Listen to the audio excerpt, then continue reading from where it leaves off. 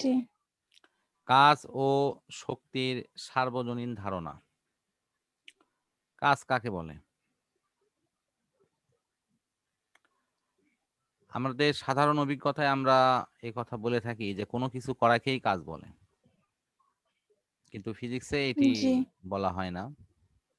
যখন কোনো বস্তুতে বল প্রয়োগের পর বস্তুর বলের দিকে সরণ ঘটে, তখন সেই বল এবং সরণের গুণফলকে কাজ বলে। যেহেতু সরণ একটি ভেক্টর রাশি, সুতরাং সেই সরণের ক্ষেত্রে বলের দিকে সরণের উপাংশক নিতে হয়। তো সেক্ষেত্রে আমাদের কাজের সংজ্ঞাটাকে আরেকটু পরিবর্তন করে আমরা এই কথা বলতে পারি যে জি। বল এবং বলের দিকে সরণের উপাংশকের গুণফলকে কাজ বলে। তা আমরা যখন উপাংশক বের করব তখন সাধারণত আনুভূমিক উপাংশক হিসেবে কদ উপাংশক এবং উলম্ব উপাংশ হিসেবে সাইন উপাংশকের কথা কিন্তু জানি। এটা আমরা জানি কিনা? জি স্যার। আচ্ছা, এরপর কয়েকটা বিশেষ ক্ষেত্র এখানে লেখা আছে, সেগুলো নিয়ে আমি একটু ধারণা দিচ্ছি। যে যেদিকে বস্তুতে বল প্রয়োগ করা হচ্ছে, বস্তু যদি সেই দিকেই যায়, তাহলে কাজটা কি হবে? জি। আমি এগুলো পরে এঁকে দেখাচ্ছি তোমাকে। যদি বিপরীত দিকে যায় তাহলে কেমন? আর যদি জি। লম্ব বরাবর খাড়া উপরের দিকে যায় তাহলে কেমন হবে? জি এই স্যার। ৩টা জিনিস আমাদের জানতে হবে। তো এখানে ছবিতে আমি দেখাচ্ছি।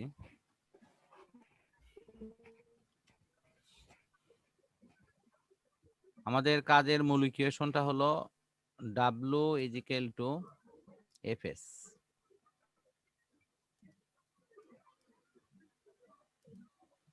W = Fs। Fs cos θ।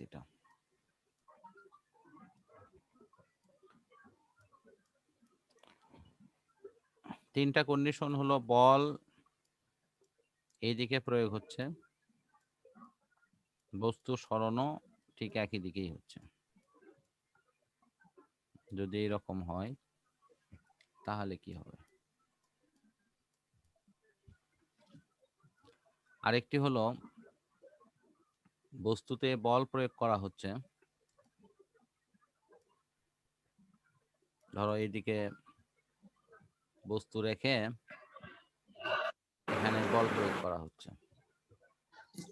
তো বস্তু যদি কোনো কারণে এই দিকে যায়, তার অর্থ কি 90 ডিগ্রি কোণে যায়, তাহলে কেমন হবে?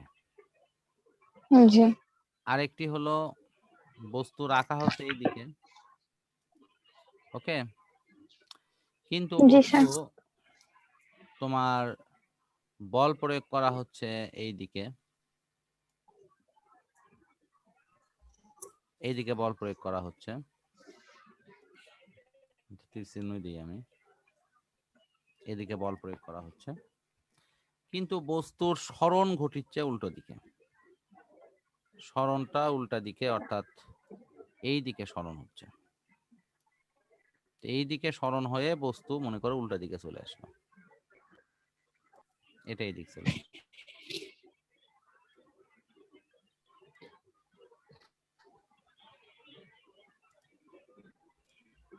এই দিকে চলে আসলো।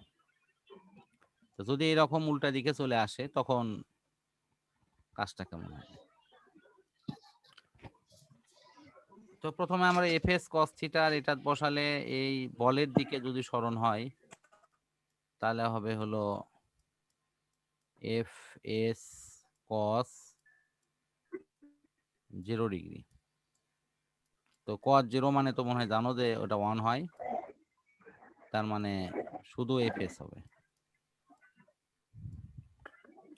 যদি 90 ডিগ্রি হয় তাহলে W = Fs cos 90 ডিগ্রি।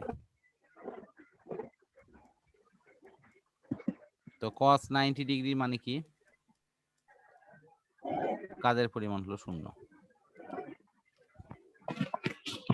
জি স্যার। আর যদি বিপরীত দিকে যায় তাহলে W ইজিক্যাল টু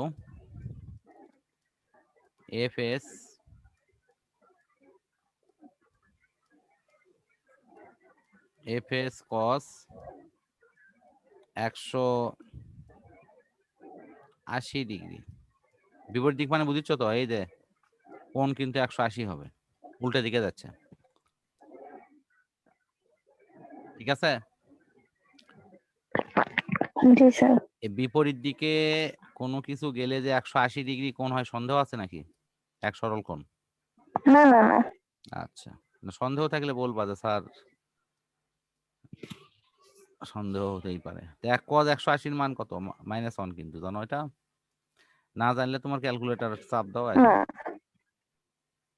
যা জানার ক্যালকুলেটর জানবে। তুমি জানলেই সমস্যা, জানলেই মনে রাখা লাগবে। সেটাই ভালো, ক্যালকুলেটরে মনে রাখতে আমার মনে রাখার দরকার নাই। হ্যাঁ, তার দুদিন পরে ক্যালকুলেটর বলবা যে ভাই সামনে পরীক্ষা এসেছে, তুমি পরীক্ষাটা দিয়ে আসো, তোমাকে আমি মাঝে মাঝে ভিটামিন আমার তো ফিজিক্স পরীক্ষার আগের দিন মনে হতো যে আপনার ব্রেনটা একটু যদি আমি আমার ব্রেনে সেট করে নিয়ে পরীক্ষা দিয়ে এসে আবার দিয়ে দিতাম আপনার ব্রেন আপনাকেই। আমার তো এগুলা মনে হয় স্যার মাঝে মধ্যে যে ব্রেনটা যদি ধার নেওয়া যেত 2-3 ঘন্টার জন্য। আর এতে আরো পরীক্ষা খারাপ যাবে, কারণ আমার চাইতে তোমার ব্রেন এখন আরো তীক্ষ্ণ এবং ভালো, কিন্তু সেটিকে ব্যবহার করা হচ্ছে না। সেটিকে সঠিকভাবে ব্যবহার করো, ইনশাল্লাহ অনেক অনেক ভালো কিছু তোমার ভিতরেই আছে, খালি খুঁজে বের করো। এবং এক সময় আশাবাদী যে তুমি চেষ্টা করলে ইনশাল্লাহ খুঁজে পাবা। ইনশাআল্লাহ। তো ঠিক আছে, আমার মনে হয় কাজের এই ব্যাপারটা ক্লিয়ার বুঝছো? জি।